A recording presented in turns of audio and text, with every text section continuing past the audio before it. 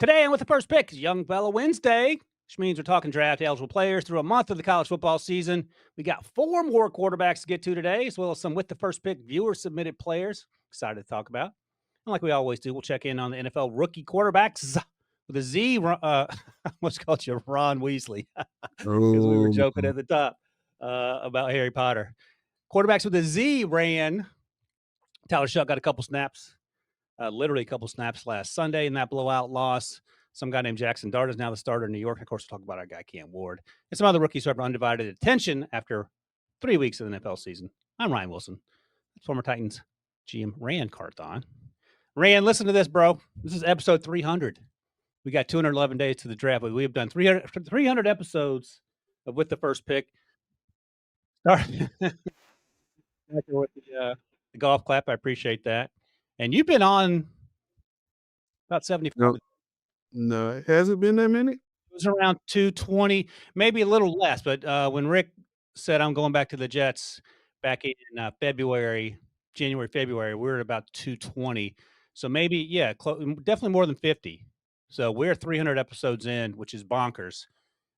Just a little time machine here, and we'll talk about it on the actual. I think November 28th, 2022. What were you doing on November 28th, 2022? Where were you? I was in San Fran. Okay. Probably getting ready for Thanksgiving, and my daughter's birthday is November 25th, so I'm pretty sure it was one of those two things. Oh, you weren't listening to the inaugural episode? But I will say this, like 300 episodes with Rick and Ran, that it has been some of the most fun I've had in my professional life. So I appreciate you, and I appreciate Rick. I told you, man, you're Steph Curry, I'm Draymond. You know what I mean? I do the dirty work. I get the rebounds, kick it back to you. I pass it to you, let you run around, shoot the three. Hey, man, you make this whole thing work. Well, I appreciate it. And I was just, as I was updating the notes today, I said, oh, yeah, this is 300. So I want to give us a quick shout out. And thanks to all you guys who watch and listen and comment. It's been fun, man. I didn't know how this was going to work out. I just looked it up. November 27th, 2022, the 49ers beat the Saints 13-0. So you were celebrating a win. There you go. Man, I don't even remember who the Saints quarterback was in 2022. 49ers helmet right here. Yeah, I got my point going right. There you go. All right. So it's all coming together. All right. 211 days till the draft in Pittsburgh, PA in 2026. By the way, Young Fella Wednesdays. So that means we're talking young fellas. We are talking young fellas. And let's start at the top there. There's the graphic. There you are, number 25, Ran. Look at that. 25 for the 2025 got a lighting issue. That's all right. If we're being honest, I don't know if we need to see you. There we go. We back in the game. You don't like my joke? You probably don't need to see me. But so we've gone through a ton of quarterbacks already through the first 3 weeks of college football season, all different quarterbacks each and every Wednesday. We have 4 new ones that we're going to talk about again today, and guys that are pretty interesting in what feels like a deep quarterback class, even if there's no clear-cut number one. We can't talk about Arch Quavy, so we won't, but we will start with John Mateer, who we've talked about previously, and one of the most exciting players in college football. Brett Venables said, the Oklahoma coach, he's going to be out probably a month or so with a broken hand, had surgery. This isn't a Tua hip situation when he was coming out. This isn't even an ACL that a quarterback or any other position player might suffer. It's a hand injury to his throwing hand, and I feel like this is going to not affect his draft stock whatsoever. Now, Oklahoma has an incredibly tough schedule. I'd love to have seen him play those games, but if he comes back and looks like the John Mateer we're accustomed to seeing, does that affect his draft stock in your mind? I'd say no, from the standpoint of if it doesn't affect his throwing and he comes back and he's going to be the same player. Listen, he'll find a way to make it work one way or another, the way this dude's wired. So, but I think them getting the surgery is saying that this is the quickest fix for it, instead of trying to force him to play through it or him forcing himself to play through it. And so you just want to see him come back still being able to throw the football. And then the tricky part, though, is him running. Like when we see him slide more, to protect himself better. And then I'd like to see the actual clip of the hand and how it actually got hurt, because I think that makes a difference too. Can you recall a situation where a quarterback hurt his throwing hand and it affected his ability post-surgery or post-healing process? Because it feels like it's one of the things that just heals if it's a regular quote-unquote break. Yeah, and again, it's a difference between like your hand and then your fingers, Yeah. right? Because your hand, I think is, I mean, yes, you need your hand to throw the football, but the last thing the ball is coming off when you're throwing is your fingers. And if you got, one of those defected fingers that now you can't straighten out because you jammed your finger on somebody's helmet, then yeah, clearly that's going to affect the way you throw, because you're going to have to adjust the way you grip the ball to get it out. Yeah, no, that's a good point. So hopefully John Mateer comes back 100% because he is a lot of fun. See you in a month, hopefully, John. That schedule was tough, and it's going to be interesting to see how he navigated that. But to your point, and sort of like we were talking about Monday with JJ and Drake May not wanting to come out of the game because of concussion, I would imagine John Mateer would go out there with a club on his hand if he had to play. So they probably had to hold him back from himself for at least the next month or so. All right, let's talk about some of these quarterbacks that did play. And one of our favorite guys here, and with the first pick, we talked about him over the summer, Fernando Mendoza. Where's he from again? The crib. 305. He laughed. And y'all kicked him all the way out to Berkeley, California, because he wasn't good enough to play. No, we messed up. I'll just say that.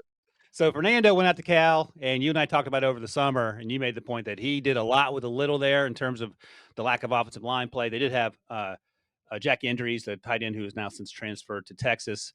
But other than that, it was an effort and toughness, I will just say. He has since transferred to Indiana, and the Hoosiers went off on Illinois.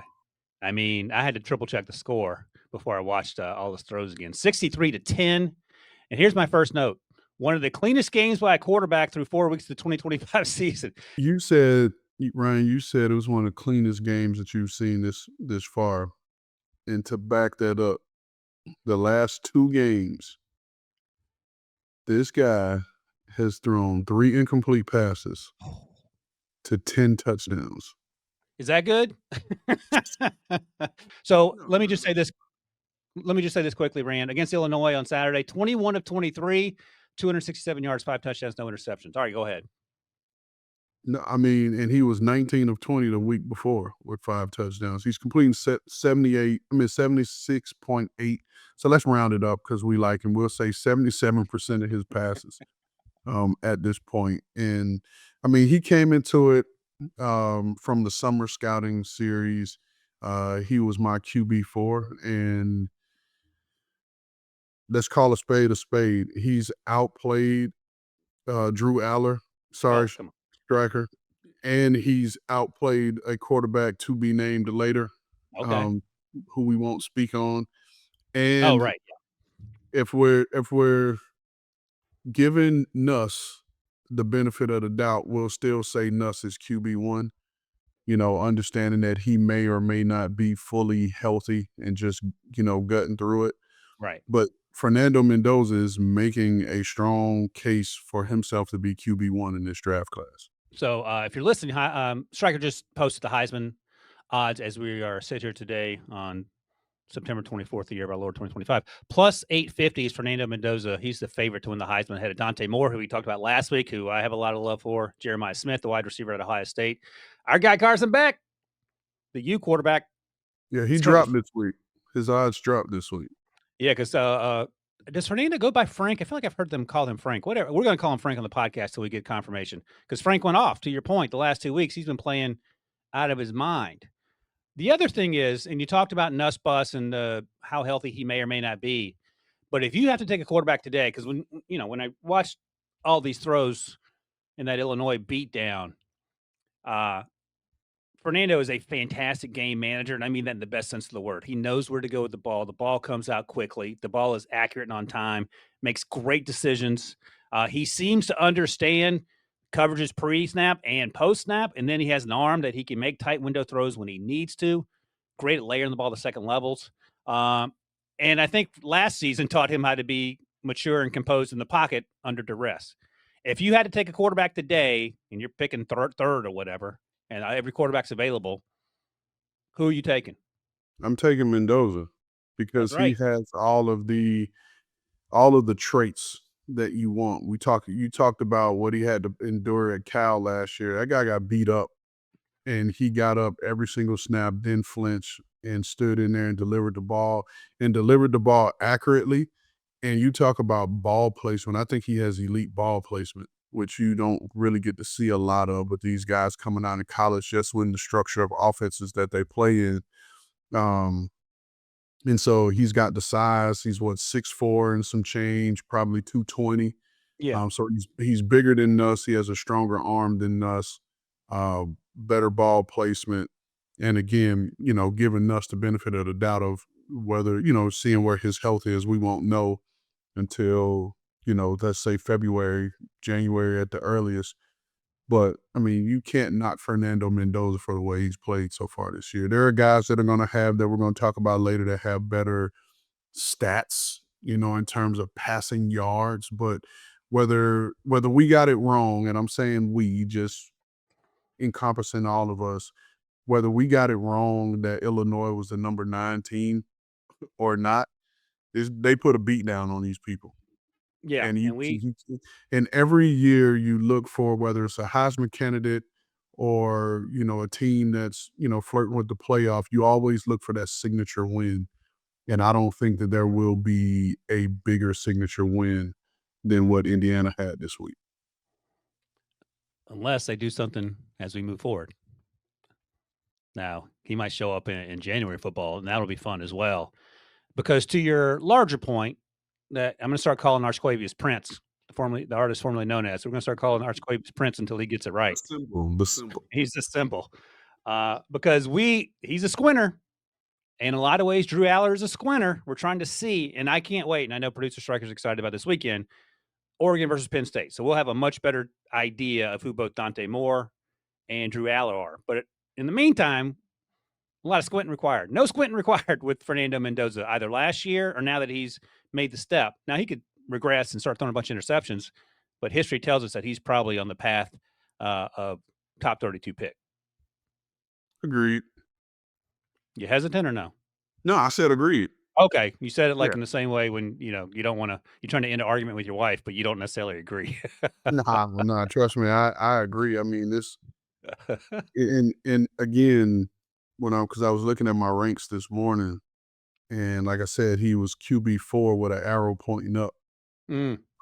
And we were already talking about the quarterback formerly known as, whether he was coming out or not, or whether he should even be on the list. And so if you remove him from the list, it's only, 2 spots that he really can go if he's coming in technically at QB3. So, all right. So go ahead. My bad. No, that's fine. I was before I moved on, I was gonna say like your predecessor who hated my comps. You hate my comps, but I got a comp for you for Fernando Mendoza.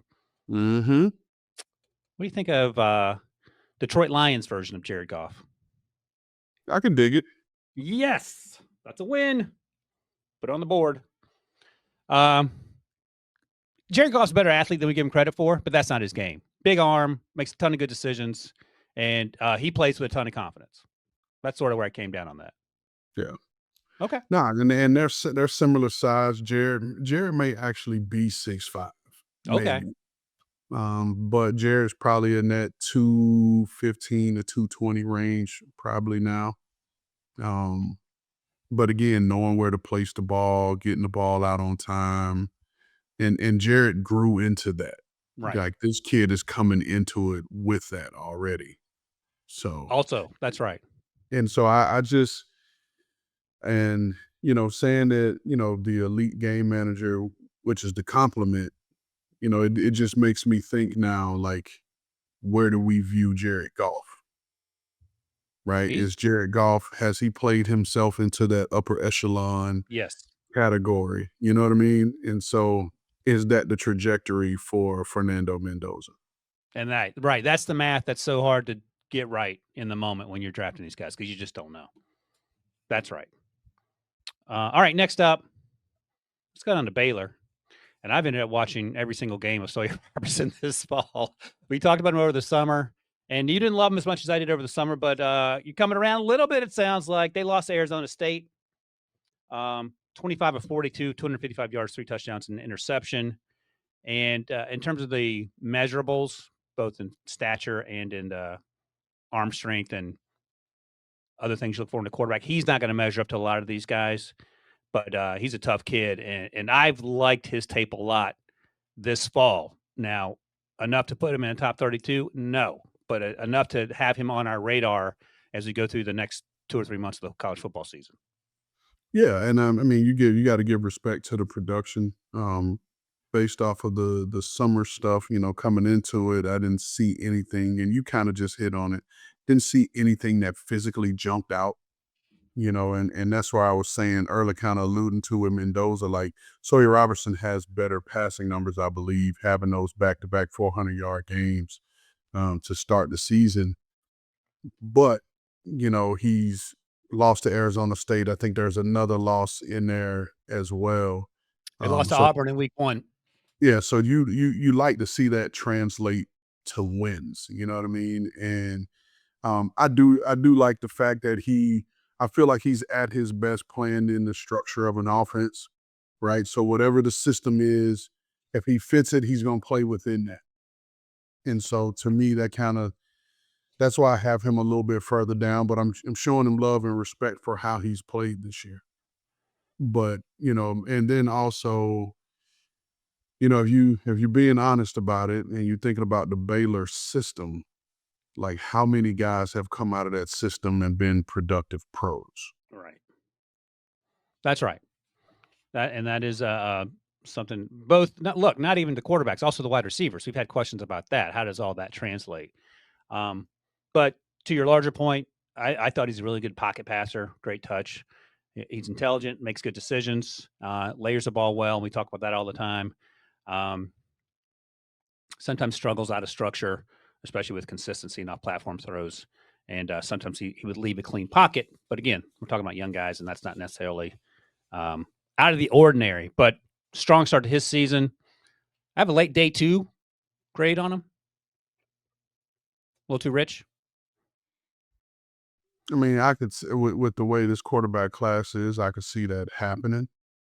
But for me, I see him as a really good number 2 quarterback. Right. And the name I always come back to in terms of comparing guys when I try to sneak him in too high or maybe let him fall a little too low, Aiden O'Connell. Is he better than Aiden O'Connell? Yeah, because Aiden O'Connell was big and had a live arm, but Aiden O'Connell couldn't move. Right. Okay. Right?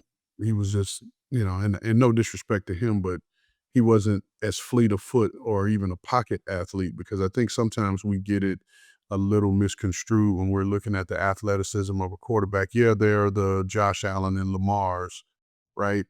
But on a normal scale, you wouldn't call Tom Brady or Peyton Manning, elite athletes. But if you watch them move and maneuver within the pocket, exactly, their quickness and their ability to slip and slide that shoulder, and like that's what I call pocket athleticism. Yeah, that's a good phrase I haven't heard. I thought Aiden O'Connell was very average from that standpoint. Right. Elite mustache, average pocket quarterback. Pocket athlete, sorry. Because that's sort of the line that I use, the Aiden O'Connell line.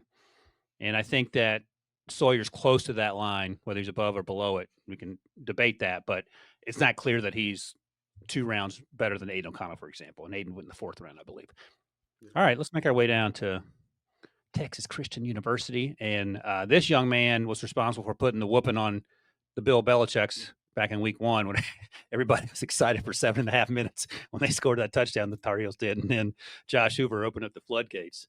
And then last week they beat SMU 35-24. And Josh is 22 of 41, 379, 5 touchdowns, and an interception. This kid is tough. He'll make difficult tight window throws. He trusts his arm. Throws in the middle of the field. And one of the things we talk a lot about, Ran, with these quarterbacks coming out is that whether they throw outside the numbers or whether they're willing to throw in the middle of the field and how that translates. And that was a big conversation with Michael Penix Jr. Didn't throw a lot over the middle of the field. In the intermediate area, he threw bombs all day long. And I don't know if that's a reflection of why he's struggling now or not. But Josh Hoover, no such concerns with him.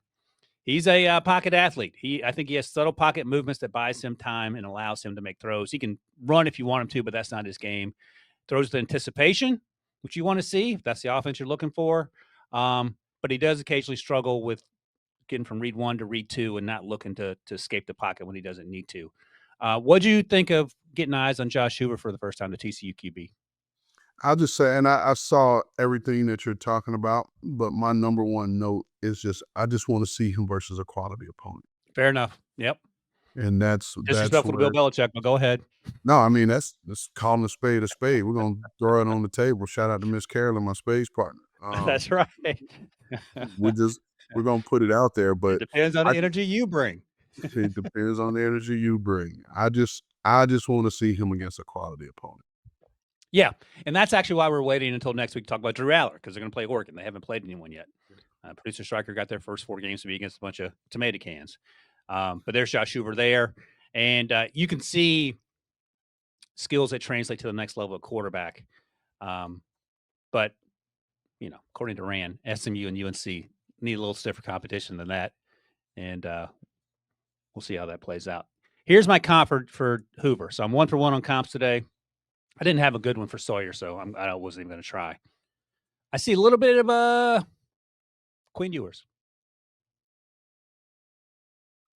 Which version of Quinn Ewers? Right. I leave it open-ended so you can decide on the one that best fits Josh Hoover. Not the top-end first-round pick, but maybe somewhere, certainly not the 7th round where he was drafted. A healthier Quinn Ewers who can orchestrate an offense, good athlete, biggish arm when he's healthy. Do some things for you. I'm not going to argue. Okay. And then finally, this Texas Tech team, they went out and spent some money, and we are seeing it on the field. Behren Morton, Texas Tech quarterback. Who'd they whip up on? They whipped on Utah. And we haven't talked yet about the tackles at Utah since the summer. We'll get to it. He was 13 of 20 for 171 yards, had 2 interceptions, no touchdowns. He got knocked out of this game, and that's going to be my first talking point. He can sling it. I went back and watched him play 2 other games this season and 1 last year. He can absolutely sling it. The problem is he's like RG3 out there. Man, get down, get out of bounds. He took 2 huge hits. The second one, he banged his head on the turf. He had to come out. They still won that game with the backup. And the 2 turnovers, of course. But he's quick and accurate to do a lot of quick game stuff. So the ball comes out, it's on time. And a little word I came up with, Ran, a couple years ago. I'm gonna trademark it so I can make some money. He's yaccurate. Throws it with enough yak accuracy that you catch the ball on the right side of the field. Front shoulder, not back shoulder. You can get forward and make. He's really good at that. He has a big arm. He's confident in that arm. He's aggressive downfield. He has that mentality. He'll throw the ball up in one-on-one situations outside for his receivers to go win, and he trusts him to do that, but he puts the ball in a good location. But again, they're out there running like a wild man. That will not cut it. If it doesn't cut it against Utah, it's not going to cut it at the next level. So you have to be smart with that. But this guy can spin it a little bit. Now, he's not going to be a day 1 guy. Maybe he slips into day 2 once we get to the end of this conversation. But if he's a guy that you're looking for to be a number 2 quarterback like you're talking about, I'll give you my comp now. You want it now? You want to give your thoughts first? No, go ahead. Get some Gardner Minshew vibes. Yeah, arm is definitely bigger than Gardner Minshew's arm. Gardner had an arm too, right? It was above average. I'll say that. So you like Beren's arm more than Gardner? Yeah, okay. And that was one of my notes I have here. He's got a live arm. I wasn't in love with the accuracy, so to speak, and then I went back and I looked at his numbers, just to see if my eyes were tricking me. And he's got a career percentage of 62.4%. Right. Which kind of leads to the inconsistencies there. That was before they paid all those players this year. Shout out to Cody Campbell too, my former teammate at the Colts. He's one of the big guys at Texas Tech that's getting it all done. So shout out to you, Cody. There you go. And then the other thing with Behren, he's a 5th-year senior. Yep. And so, which always leads me to is what we're seeing, what we're going to get. Is there some upside? Is there some improvement that can be had? I'm sure there's some technical and fundamental things that he can clean up on, right? Which is kind of standard for every player, regardless of your age. but from a physical development standpoint is what we see what we're going to get at the next level. It's funny that you mentioned his age, and we're going to talk about, not to spoil too much, but you're going to talk about the Browns draft class later when we get to the NFL part of this thing. And I went back and looked, just sort of getting an idea of Andrew Berry, the GM in Cleveland, his general philosophy, and a lot of his drafting guys that are 21 and younger. Now, the exception are the two quarterbacks they drafted, Dylan Gabriel and Shedeur Sanders. But to your larger point, the reason you want to draft young guys is because they have not yet hit their ceiling.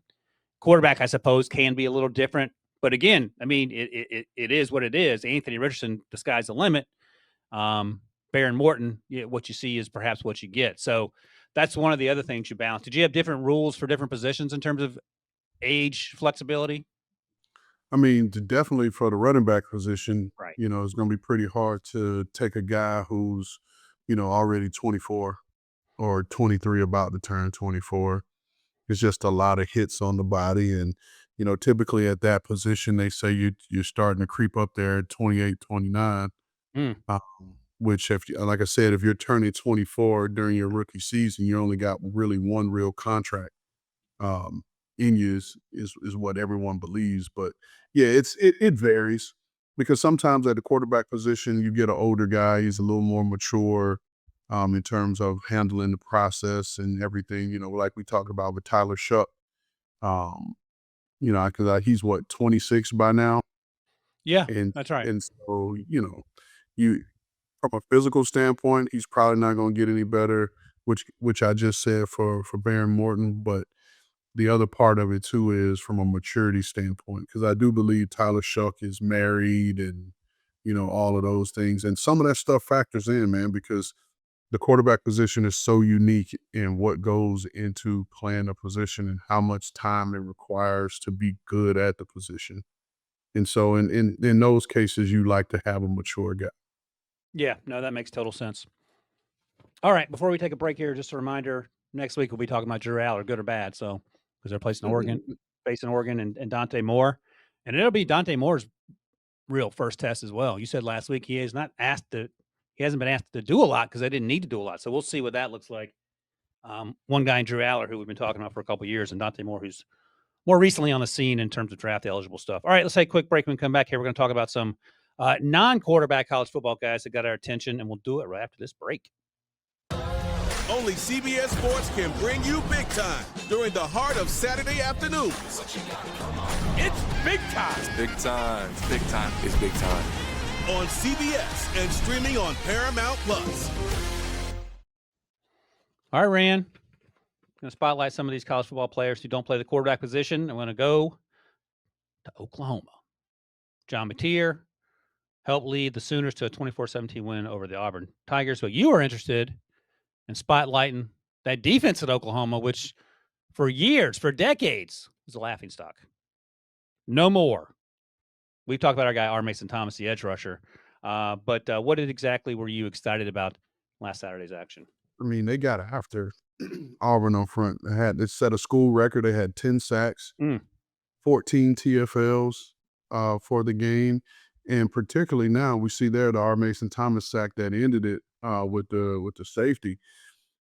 And especially now with John Mateer's going to be out for the next month, like this Oklahoma defense is going to have to step up and be the catalyst that's going to continue to lead this team. And we talked about it earlier with having that signature win. Like Auburn was ranked 22, but this was a signature win. This was a gutty, gritty just game that you have to go out and win. And they did. And so I think they came into the year being overlooked by the offense and everything that John Mateer could be and has been. But I think now, especially with him being out, this Oklahoma defense is going to step to the forefront. And I believe Brett Venables is back calling the defense once again, which makes a big difference because that's been his calling card as a coach, which ultimately got him the Oklahoma head coaching job. So when you look at the Senior Bowl watch list that came out in August for the start of the season, 10 Oklahoma players are on that list. 7 of them are on defense. So we know about John Mateer, Jaden Ott, the running back he transferred there, Deion Burks, who we talked about, the wide receiver. But after that, it's R. Mason Thomas and crew, a lot of defensive linemen, some defensive backs, and to your larger point, those guys showed up. So we'll keep monitoring Sooners and seeing how they're doing on the defensive side of the ball, especially with John Mateer out for the next month. All right. Love it. Next up. This is my guy. I love small receivers, apparently, because this guy's name had been on my list for a while, and I went back and watched him last week, and against Purdue, I believe. Did they play last week? Yeah, then I went back and watched his previous 3 games just to get a sense of who Makai Lemon was, a wide receiver at USC. Unofficially 5'10", 5'11", I think. I don't have an official number on yet, but he's thick. He's not like a wiry type player. He's a returner. He's been returning kicks and punts since high school, and that has translated because, again, he can do that in special teams. But in the quick game, it's basically punt return right or punt return left when you get him the ball in space because he's going to make guys miss. He's incredibly tough. He will run through arm tackles. I think he's a 200-meter guy. I'll have to double-check. But he's got some juice out of the blocks, and he's got some long speed, and he gets up on DB's toes, and then he can turn them around at the top of the route. I was incredibly excited about Makai Lemon and the way he played over the first month of the season. And it was a pleasant surprise because we didn't talk about him over the summer. Am I too high on Makai Lemon? Are you seeing some of the similar things? No, and I wrote my second note here was he was a name that was on the radar this summer. And You didn't tell me. I quickly buzzed him, and then I was like, well, he's going to be a true junior. Yeah. He's coming off of a 700-yard season. Like, let me pump the brakes and see, how if he really explodes in this third year. And he's on pace to eclipse his numbers from last year so far, and he's averaging over 18 yards a catch, which signifies big playability. And so he's a name that I'm excited to watch, like continue to kind of excel because he has a chance to rise in a weak class. Exactly. Especially being a true junior. So he's definitely one that we're going to have to keep our eyes on for the next couple months to see how he finishes out. He is having the season that I was hoping our guy Antonio Williams at Clemson would have, and he's obviously battled injuries. So only played, I think, 2 series to start the season at LSU. Played at Syracuse last week, but I don't know if he's still 100% from the hamstring. Even though Makai's unofficially 5'10" and change and 185, 190. You ready for this comp? I got some in terms of toughness and middle of the field playmaking ability. Got some Tank Dell vibes. I just think they're just too different. What's different about him? Is Tank tougher? Tank's tougher? No, I mean, from a toughness standpoint, I get that, but Tank doesn't make his living over the middle. Okay. He's willing and can take a shot if he goes in there the 1 or 2 times that he has to, but Tank makes his money on the perimeter, on the edge, vertical posts, bang eights. I think Makai can run those. No, and I'm not saying he can't. I'm just clarifying for Tank. And Tank will run a slant and, catch it and, with CJ throwing it to him, catching on the move and be able to use that speed and that gas to accelerate. Right. I think they're just a little too different. And Makai's probably got Tank from a weight perspective. If he is, let's just call him 190, he's got him by a good 20 pounds. That's fair too. Yep. All right. I went too far. Got over my skis on that one. I started up good with the comps and then tried to get selfish. Got greedy. All right. Next up, it was finally good to see this young man bust out. He did have a big game last week, but this most recent game, we saw our guy, Jeremiyah Love, go off. 20 carries, 166 yards, 2 touchdowns, 8.3 yards per carry against Purdue. He did go for 94 yards in week 2. I think he missed a week because he must have been banged up. Either way, that was the Jeremiyah Love we were used to seeing. Let me ask you this, though, and I wonder what you think about this. Sometimes it felt like he gets a little too impatient behind the line, letting his blocks develop, where if he just waited a tick, the hole would be there. And instead, he tries to cut it back. He tries to do too much, something outside of the structure of the play. But otherwise, the physical stuff is insane, and he's different in that sense. But is there area for improvement in the stuff I'm talking about? Yeah, it is. And that was one of my knocks on him coming into it, and I just said it was the vision, because it was not only was it being impatient, there were a ton of runs where he was running up the back of his blocks. And I just remember the way one of my running back coaches in college, who's now the head coach at University of Maryland, Mike Loxley, he used to always say, patience to it, explode through it. Right? Allowing it to develop. And then if you have that speed, that burst, that quickness, put your foot in the ground and accelerate through. And I think everything for Jeremiyah right now has just been burst out of his stance, and he's attacking it a little too fast. He's got to work on his timing in allowing those blocks to clear. But like you said, this was his big breakout game. We see the numbers here on the graphic: 8.3 yards a carry. I think the 46-yard run was like his longest run he's had so far this season, which we saw him go for a 90-plus yard, run the year before. So just good to get him going, because he's still RB1, and I don't think that's going to change. But it was good to see him get going, so that's why I wanted to highlight him. And when he gets to the edge, that's a wrap. Like he's going to turn the corner and go. I don't know if he's a track guy or not, but it feels like he probably is, based on the way he runs, because physically he does things very few guys can do. He's not better than Ashton Genty a year ago if they were the same class. You agree with that? From a production standpoint, yeah. Would you think about taking one over the other, though, if you were sitting there at whatever, 7, 8? I mean, if you were considering running backs, you would have an argument from a physical standpoint of what you're looking for, because everybody, and I don't think Ashton ran, and so everyone was questioning if he was really like top end fast. Now, no one caught him, and in the conference he played in, or in that Oregon game. I got to bring that up. Yeah, but it's one of those deals where for sure that Jeremiyah Love is going to be 4.37 to 4.41. Yeah. Fast guys run fast. Is that the saying? Yeah. All right. But listen, at the end of the day, fast guys don't mind running, because they know no matter what, I'm going to be fast. But the cautionary tale, and I got to remind myself this: Will Johnson, Brian Branch, Kyle Hamilton. None of those guys played running back.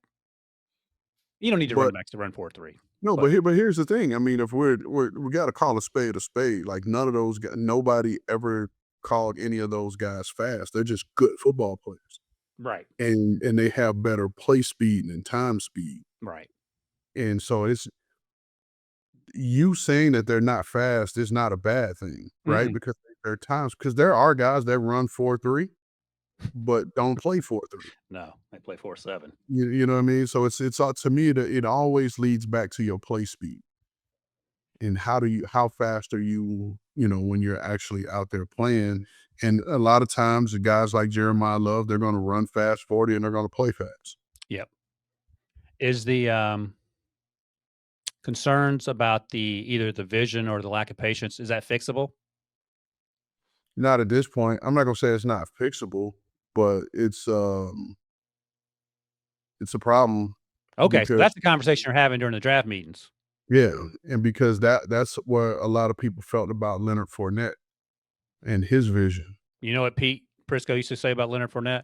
One of the funniest things Pete's ever said, because Pete never says things that are funny. He goes, and Leonard, I'm sure Leonard's a great guy, but Pete's a Jacksonville guy, so he always gets angry about the Jacksonville players. He goes, Leonard runs to contact. That was his saying about Leonard Fournette. But I mean, even with that said, I mean, Lombardi Lenny, he's got a championship, and he was productive. I think he made a couple of Pro Bowls. Yeah, the problem is when you take him top 5, then the expectations are unfair. Right. Yeah. And that was the same draft class as C-Mac too, I believe. Was it? I think they both set out the bowl games and everyone got angry. I think that was 2017. Okay, you could be right. All right. So yeah, breakout game for Jeremiyah Love, and there's a lot to love. Just some stuff, little things you'd like to see him work on. All right, next up, I watched this guy over the summer. I don't think we talked about him in summer scouting, so I was excited to go watch Jaishawn Barham, the linebacker, quotation marks, out of Michigan. They have since this very last game, they moved him to edge rusher. And Anthony Brown, listener, wanted us to talk about Barham. So I was glad we did, because He played 65% off ball in the first 3 weeks of the season. And then in this most recent game, they moved him to edge. And he played 5, 9, and 7 technique. And they just said, get after it, crazy person, because he is a hair on fire type guy. He is a high motor. Now, I think he's unofficially 241. So, again, you got to have the conversation. Is he a designated pass rusher, or is he going to be a guy you move around because he can't play off ball? But his approach to playing edge rush position is one of choosing violence often, and almost on every play. He can set the edge in the run game. He can bend. He's 6. I think he's 6'1". So he's already low center of gravity. He can bend. He uses his hands well. I don't know if I've seen a better array of pass rush moves on a young player who's sort of floating between two positions. It was a lot of fun to watch because I have not seen him since the summer. And I guess the first question to you is, did you like him, or what did you like about him? Where are you going to play him at the next level? Because Michigan said after the game they moved him there because they needed help and they wanted to take advantage of his high motor, if you will. Yeah, no, I like him. I like the way he plays. I like the play style.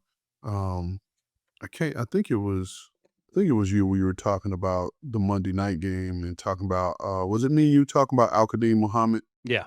That's and right. how he plays, and just like you said, hair on fire. I'm getting after it. And one of my notes here was like his, solid size. The measurables I saw was 6'3". Okay. Was unofficial 6'3", 243. There it is. Which I think is plenty size, because throughout the draft process, he'll probably put on another 5 pounds. I think he could play Sam backer and play edge, and you can do different things with him and get creative with packages and play him off ball, but then walk him over guards to create those, make him a spinner is what that position is called, moving him around. But the one thing I've enjoyed about his game for this year is that he's been a consistent performer, across the board. Like, he's produced in every game. It's not a different variances and dips, in the play. And so typically when guys play with this effort and this motor, like, it never goes away. Right. And so you just, and then if he's not in your rotation, like, he runs well enough that he can, contribute to you on special teams, which you'll always hear me kind of give the nod to special teams and guys that could play special teams. Yeah, and that's something we don't talk a lot about in the media because it's not sexy, although it's becoming more so with the change in the rules and you needing guys that can cover. One of the other things he's really good at is middle of the field dropping in coverage from off ball. Like, he can do that. I'm sure he can do it from the edge rush position. Just haven't seen him do it. But he can flip his hips. He moves well laterally. He changes directions well. And again, you said he's 6'3". He plays with low pads. Like, he looks like he's built low to the ground and that low center of gravity, even if he is bigger than perhaps he looks on the field. That was fun. Like, I love watching guys like that where you especially given that he had moved position, didn't have the expectations that you were perhaps expecting because you didn't see him play the position over the summer, and then he just goes off. And that was against Nebraska, where he was given that offensive line fits. That was fun. Let me ask you a question. How would you compare him to the UCLA kid that the Titans drafted, who made the similar move? Nice.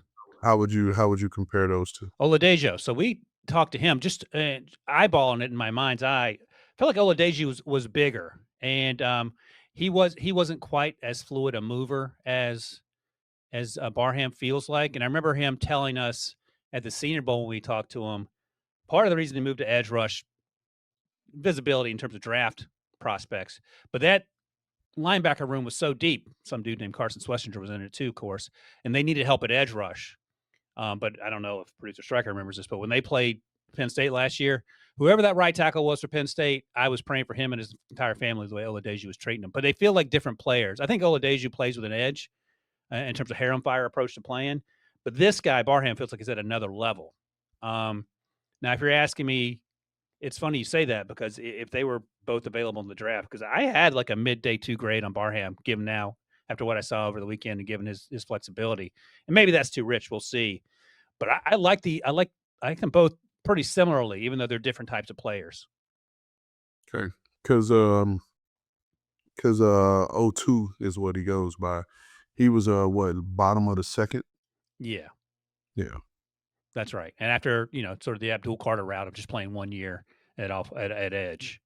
And I haven't seen how he's been doing thus far with the Titans, but that's certainly something we can put on the old to-do list. All right, next up, UConn safety Lee Molette III.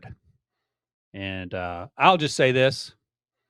This dude is not messing around coming downhill against the run.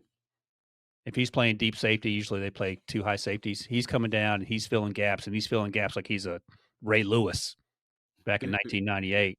He does not care. Now, in space, in terms of coverage, he's not as good as he is coming downhill. But that was fun. Like he wasn't on my radar. You mentioned him, and I enjoyed watching him punish people at the line of scrimmage in the run game. Yeah, he finished the game with 6 tackles and had a pick. Got his hands on the ball. I think he has 3 PBUs on the season, and like you said, just a tough, mentally and physically tough guy in the way he plays the game, and just cerebral. He's smart. He's a smart player who's been asked to do a lot in that UConn secondary. And he's stepped up to the challenge, has had multiple coordinators and been able to pick up every system and help those guys out there on the back end. So him registering the pick this week kind of caught my eye, and just wanted to be able to give L3 a shout out. So 6 tackles, interception in a win. So shout out to you, L3, and the UConn Huskies. Yeah. In case I didn't mention it, thank you for mentioning it. He plays for Connecticut, and that interception against Ball State, it was a little tight end running a rail route, and he got out there, got his head around an underthrown ball, and made the play. And it's crazy because there's so many good football players that even by the time the draft process is concluding and you've watched over 400 guys, there's still guys that you don't know about who are undrafted free agents or whatever who end up being good guys who can ball. So thanks for putting Lee on our radar there. We'll keep an eye on him as we get through this process too. Man, it's not even October yet. Got all these guys we've been talking about. All right, let's take another break. When we come back here, we're going to get to the NFL portion of the podcast here on episode 300. We'll talk about the NFL right after this. Absolutely amazing. Lamar dancing around the pocket. He does this so well. All the way for the touchdown.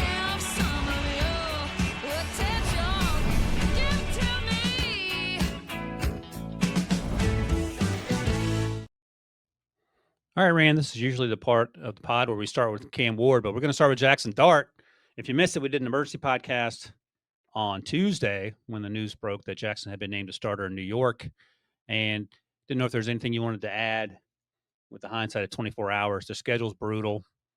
They play the Chargers, and then they play the Saints, which will be hopefully an opportunity for Jaxson to catch his breath. But what's this week like for someone who's just gotten the job and they've only been in the building for a few months? Well, I mean, he is going to be inundated with information, so to speak. And then let me ask you, why is this week different than the previous 3 weeks for him as a starter? Because and you hear it all the time. Hey, man, I'm going to prepare as if I'm going to be the starter. Yeah. Blah blah blah blah blah blah blah. Like as much as I've been around the game, I've literally only seen one guy prepare that way, and that was Brock Purdy. And I think when he got his opportunity to play, which was against the Miami Dolphins, he was the backup. Jimmy G goes down, and then Brock comes in, throws the ball 38, 39 times, leads us to a victory, and the rest is the rest.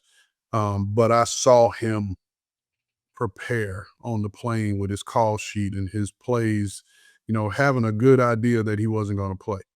But he took it serious. And so, but the big difference for Jaxson Dart is you were named the starter on a Tuesday, player day off, which I'm sure he knew before the announcement was made. He's in the building and he's, putting the work in. And I'm pretty sure he was working the same way, just in terms of the preparation. But it becomes different now because now you have to take the podium and speak to the media throughout the week, right? These are all things that you've never had to deal with before. And so now you're going to be inundated with these questions about, you playing for the first time. Are you excited? What do you look to do different? And all these things that you haven't had to think about. Hey, can I ask you a question? Yep. Do you have people on staff or even people that you sort of bring in to help the players manage the media in terms of how not to answer the question, how not to get frustrated, how just to let it go as soon as you get off the podium? But that's what your PR group is for. Okay. And typically, the good PR staff, they'll have a gauge of the type of questions that these players may face. And so for a player that's in the spotlight like Jaxson Dart, they may pull him in, you know, let's say 5-10 minutes before open locker room, like, hey man, understand that you're gonna probably get these type of questions. How would you answer this? Let's try to stay away from making these type of comments. But the other part that I don't think people are realizing or take into account, it's good, and I'm not gonna call it bad, but this first start is coming at home, and the fan base has been calling, "We want Dart, we want Dart." So what happens? There's gonna be a little bit of pressure there because you got to perform in front of this New York crowd, and then what if the performance is subpar? And then are they going to boo him? Are they going to say, we want Jameis now? You know what I mean? So these are all things that you try to limit, but you can't help it. And especially these kids, like I used to see it all the time, especially with social media. As soon as you get in the locker room after a game, the first thing the players do is go grab their phones. They're checking their social media mentions. They're checking to see what pictures have been posted about themselves. And so that's, I don't know how active Jaxson Dart is or has been on social media, but whether it's him or his family members, they're checking everything that's being said. So I'm pretty sure it's somehow going to make its way to him. Yeah. I don't know. I don't even know how you avoid that in the world that we live in today because, you can say all you want that Twitter isn't real life, but when you can't not look at it, it is real life. And I remember Chris Boswell a long time ago for the Steelers. The Steelers kicker has been there forever now. He came out of nowhere, as these kickers typically do, and was going crazy in terms of success. And then he may have signed his first new deal and then had a bad season. And he said he just deleted all social medias off his phone because he couldn't handle it. Like it just wasn't worth his time. And I think that's easier to say than to do, especially when you're younger. I mean, Chris Boswell at this point is probably in his mid-30s, but when you're 21, 22, that's all you know. So, all right, we're praying for Jaxson Dart. Hopefully things go well. It's going to be a tough road to hoe with that schedule, but Brian Daboll has faith in him and just needs some of his guys around him to stand up. Offensive line has to play better. Going to do it without Tyrone Tracy, so we'll see what that looks like, at least over the next month. A young man that I have no concerns about, Cam Ward. Now, they lost against the Colts, but it wasn't because of Cam Ward. The other thing is he had 45 dropbacks, 23 of 38, 219. Did have a touchdown, threw an interception, I believe, on a second dropback. Tried to get to his check down, didn't see the cornerback standing there. It was a pick six. And obviously not the way you want to start. But this man does not lack for confidence. He might have more confidence than every other quarterback in the league, not named Patrick Mahomes at this point, with the way he's playing. He consistently will stand in the pocket and make plays despite an offensive line that has been inconsistent at times. And what you sometimes see, Rand, you can tell me if I'm wrong, with young quarterbacks especially, Bryce Young comes to mind. After you get hit in the mouth a few times over a month, you start seeing ghosts, to quote Sam Darnold. I have yet to see that from him. He's making throws in the middle of the field. He's throwing with anticipation. He's making mostly good decisions. We occasionally see him leave the pocket maybe too early. I'm not going to fault him for it because, my word, I mean, the dude's having to do a lot. They need to get more playmakers around him, but you're not going to fix that tomorrow. But I think you have to be incredibly encouraged if you are the coach, front office, ownership, whatever, that you got your guy in Cam Ward. Yeah, and I think we've said this, from the very start. Like this, and you said it. Like he's not short on confidence and never will be. That's just not who he is. That's not, the person that his parents raised. But if you look at those numbers minus the interception, like the numbers have gotten better. Yeah. In terms of completion percentage, passing yards. I think this was his first 200-yard passing game that he's had. But like you said, everyone else around him has to step up. He can't do it all on his own. But just from a totality standpoint, the Titans organization should feel encouraged that you finally have a QB1 that you have zero questions about. Here's a not so fun fact. Cam Ward has been pressured on 43% of his dropbacks through 3 games. That's next to last in the league. So they're at Houston, at Arizona, at Vegas. So 3 straight games on the road. Houston's had their own struggles. Arizona just lost for the first time, and Vegas is struggling as well. They've lost their last 2. So we'll see how that goes if Cam Ward can get that win. Brian Callahan has given up play calling duties, but he said it wasn't because of the lack of play calling. When you go back and watch at least the passes, the throws that Cam, I mean, guys are getting open. I don't think it's an issue with the concepts. It's just an issue with the protection and perhaps guys not winning as often as they should. It's not a situation where, you wonder exactly what the plan is. So I know you think Brian Callahan's very good at his job, and he just wanted an opportunity, according to him, to be more of the overseer that a head coach has to do as opposed to just being solely focused on one side of the ball. Yeah, and he handed over the play calling duties to quarterback coach Bo Hardigree, who's done it before. He did that at the Raiders when they let go of Josh McDaniels and made Antonio Pierce the interim head coach. And so Bo Hardigree. Now here's the big catch, because now Bo is coordinating, and Bo had been the quarterback coach. So now it becomes like who's really dealing with Cam, right? And now the one positive is that I'm pretty sure now from the helmet communicator, the plays will be coming in from Bo to Cam. So it'll be a voice that's familiar to him, right? Because he's used to hearing that voice on the sideline. And I'm pretty sure their level of conversation for adjustment will be a little bit easier because that's the guy that coaches him consistently. So now for me, the question would be, moving forward on a week-to-week basis, who's actually in the room coaching up Cam now, with Bo having to, coordinate and game plan. And Tyler Shuck threw 2 passes. He was over 2 in a Saints blowout loss. I don't know if that necessarily speaks to his future finding his way into the starting job. Spencer Rattler's not been bad, but everything else has not been great around there. And I'm sure Kellen Moore is frustrated trying to find those answers. So we'll see what that looks like. We'll monitor that. But I wanted to give Shuck a mention just because he did get on the field. So we've seen him. We've seen Dylan Gabriel. Going to see Jackson Dart. He's been on the field for a couple of RPOs prior to now being named a starter. No Shador yet. So keep our eyeballs peeled to see how all this stuff plays out. All right. Oh, yeah. This is the part of the show where we're talking about with the first pick young fella of the week.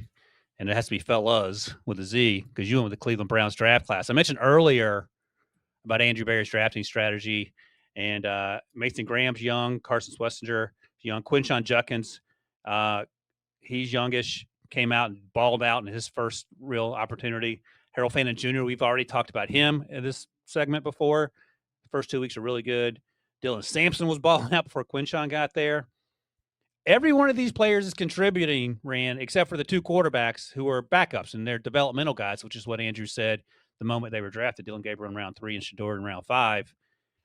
Good luck finding a better draft class than what the Browns have done thus far. And I would also go so far as to say this: if they were able to get the quarterback situation sorted, we would be talking about this team in a completely different light, because that's the big issue. Yeah, I mean, this defense is probably the best defense in the league, the way they've been playing quietly, because you focus so much on their lack of on offense that you don't really pay attention to how well this defense is played. And everyone, the Packers had a down game. No, the Packers played against a really good defense that matched them well. That's what happened. And so don't take away from the Cleveland Browns defense and say that that the Packers just had a down game. And the reason why I wanted to highlight this draft class, and particularly those first 4 names you talked about, Mason Graham, Carson Swessinger, Quinshon Judkins, and Harold Fannin, like, these guys play significant snaps, right? The first 3, Mason Graham, Swessinger, and Judkins, they're all starters. Harold Fannin might as well be a starter because they play a lot of 12 personnel, and he plays a lot of packages with David Njoku. And I mean, I could be wrong, but I know he's probably in the top 2 in terms of receptions on the team, I believe, in Harold Fannin, and just the different ways they use him. And then just the immediate impact of Quinshon Judkins in their run game. We talked about it on the Morning Buzz. The Browns have a formula that if they follow it, they can win some games. And that's leaning on on the running game with Quinshawn, leaning on that running game and allowing that defense to play well. I remember years ago, I looked up, I was looking at trying to find a formula for the successful teams, the playoff teams, and how can you win and make it into the playoffs? And it was typically if you had a top 5 defense, right? You had a top 5 defense, you had a top 5 running game, and you took good care of the football, and you were up there in terms of time of possession. That trended heavy to you being a playoff team, right? And then when you talked about it, like there's still uncertainty at the quarterback position, right? So in my opinion, like why would you now if you're behind, and that's another thing.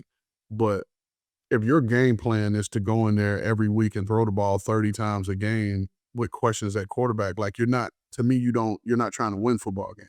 Right. And so to me, that's where you turn around and you rely on these young legs of Quinshawn Junkins. Like he missed week 1 and has played the last 2 weeks, and he's leads all rookie runners in rushing.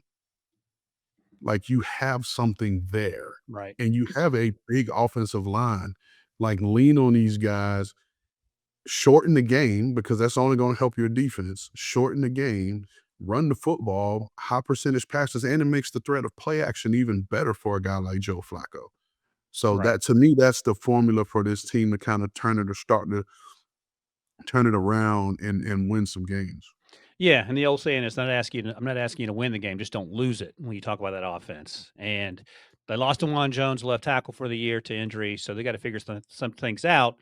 But I think you're in a much better situation with whoever's playing along the opposite line when you can just say, hey, I'm going to hand the ball to Quinshawn and Dylan, and then we'll figure out the pass game stuff. And your previous point, Harold Fannin Jr. leads the team in receptions.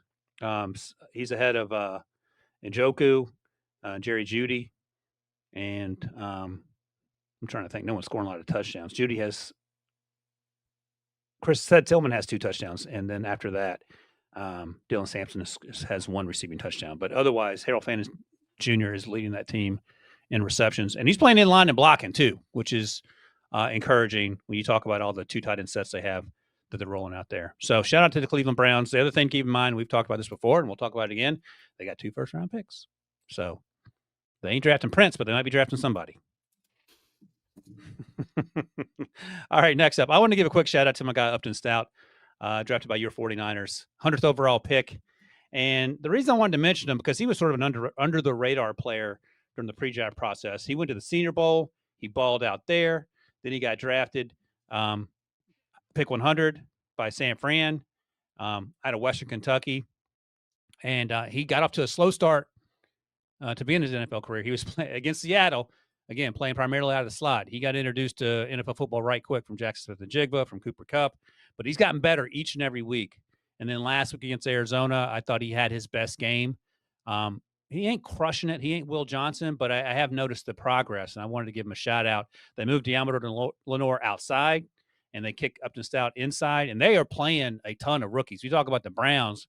You know, we talked about Michael Williams, who they drafted in the first round. They got C.J. West. They got Siegel playing on the back end. They have Stout playing on the back end. So I just want to give him a quick shout-out and keep my eyeballs on Upton Stout to see how he continues to progress. But it just shows you can be 5'8", you can be 180, you can play in the NFL as a rookie if you're doing the things you need to be doing. Yeah, there was some excitement about him when I attended training camp practice. Oh, good. And so there was some excitement about him and his toughness and playing in nickel in that defense, and probably in most defenses, like you have to be tough. You have to be tough, and particularly in that defense. And a lot of those looks, you have the C-gap run fit. And so you can't turn it down. You have to be able to tackle. And that's why, I don't know if you're familiar with this player, but K'Wan Williams, he was a big, big part of the 49ers defense when we got there as a nickel. And he was a guy, he was 5'8"-ish, probably about 183. But he was tough. He could cover. And, he was just a really, really big part of that defense because of all those different things that he brought. And so the fact that they're putting him out there, playing him at nickel, he's a rookie, says a lot about their belief and their confidence in him. Yeah, so shout out to Upton Stout. Good on you, buddy. All right, one more thing before we get out of here. Another young fella of the week. That's new defensive coordinator for the Detroit Lions, Kelvin Sheppard, taking over for AG, who is now the Jets head coach. And Kelvin looks like he can still play. The way he was celebrating on the sidelines on that win in Baltimore, they sacked Lamar 7 times. They may have done it more. I quit counting after 7. And let me just give you a little fun fact here. In weeks 1 and 2, they pressured the quarterback at 26% of all the dropbacks. Week 3 against the Ravens, 45%. So they doubled it, almost doubled it. And I think Lamar could attest that it was a very long evening for him. Aiden Hutchinson balled out. You just talked about Muhammad balling out. And they lost Marcus Davenport, so dudes need to step up. And then on the back end, they were playing solidly. I love Kirby Joseph. I love Jack Campbell. We talked about Kolkowski, I think his name is, who made a huge play as the spy on Lamar. That might be the worst job in football. And my man was up to the task. So a lot of things came together in that win in Baltimore on Monday. Yeah, man, I just wanted to shout out Kelvin for the job he did, especially on a big stage, Monday Night Football. And I mean, let's call a spade a spade. His unit has played well, these first couple weeks of the season, and he was tasked with, stopping Ben Johnson. Now, I know he got a chance to see a lot of what Ben Johnson had done over the last couple of years, but that's a task in and of itself, having your guys be disciplined, have the eye discipline and awareness to know when all the trickeration could potentially come, and maintaining the discipline, and then go on the road, Monday Night Football, prime time, and you got to play Lamar Jackson, you got to play Derrick Henry and all the weapons that they have, and to put up that type of performance. And honestly, I didn't see them getting Lamar on the ground 7 times. Oh, But it was the way they did it. They did it disciplined. The rushes were coordinated. Even when they brought pressure, those guys played even with the quarterback. You very rarely saw guys get behind Lamar. But it was a situation where they ran to the football. They ran to the football. They didn't, the linebackers. And again, this is Kelvin Sheppard's thing. He played linebacker in this league. And the fact that these linebackers were able to play on their feet, Lamar, when he's outside the pocket, he likes to pump and get you off platform. And those guys stayed on their feet, didn't fall for anything, and they ran to the football. And so this was, a great coordinated effort by Kelvin Sheppard, and he's going to be one of these coaches that's going to be on the rise. I know he's new in this thing, but he could have a D'Amico Ryans type trajectory, both being former linebackers, coordinators really young, and then just the defense as a whole taking on their identity and, and really taking off. So shout out to you, Kelvin. Job well done. Keep up the good work. yeah, that was fun. And I think, to your point, a little surprising in Baltimore on a big stage. We've talked about Zach Orr replacing Mike McDonald as the defensive coordinator in Baltimore. Had a really good season last year. And look, man, Zach Orr can't make run fists. That run defense got absolutely destroyed. And, John Harbaugh talked about it after the game. But those are 2 different defenses on the field playing 2 different types of games. And to your point about running to the ball, that's how you got the Aiden Hutchinson strip of Derrick Henry, who never fumbles except this year. He's running backside, making a play, and doing the old peanut punch. And, good things happen. Right, running to the football. I think his name's Dennis Barnes, or the linebacker 55, him running to the football in that one of that last possession where he chased Lamar down from behind. Yes. Where you could have easily given up. Like I said, those guys, I really like the way Kelvin Sheppard has his defense playing. I mean, that defense played so good that we're not even talking about the 4th down throw from Jared Goff to Amon-Ra St. Brown to seal the win. That was an insane throw, a tough catch. It was, I think Marlon got called for holding either way, but that's not the point. Just the stones with which Dan Campbell plays and those players buying in. It feels different because the comparison was, remember when when Shane Steichen and Jonathan Gannon left Philadelphia, that team was lost for a season. Doesn't feel like this team was lost after losing Ben Johnson and AG. It feels like the first game they got introduced to the Green Bay Packers, and after that, they've sort of found their equilibrium. So I think they're one of the best teams in football. No doubt about it. All right. No doubt about it. All right, before we get out of here, one last thing here. With the first pick RV is headed to I don't even know what they call it now. Going to the Dome. Duke's coming to town. So Duke's got some dudes I'm interested in seeing. We talked about Chandler Rivers. So I want to see him.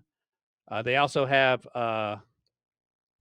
edge rusher Vincent Anthony Jr., and we got a request to talk about him. So maybe we'll talk about him next week. He's had a good start to his season. And then Mensa, the quarterback who transferred from Tulane.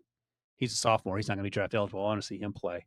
And it's funny when you look at the guys that are Deuce Chestnut, the safety is a guy to talk about for Syracuse. But the other big name is the punter. So Syracuse 3-1. Shout out to Fran Brown. They just beat Clemson.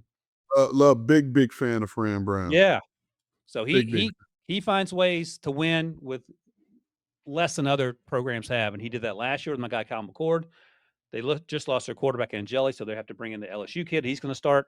That'll be fun to watch. But anyway, I'll be at Syracuse this weekend. I'll report back to you, Ray, and let you know how it goes. In the meantime, that's it for us here. Episode 300 in the books. We will see you guys on Monday for what do we call it on Monday, Rand? Ran it back Mondays. See you guys then.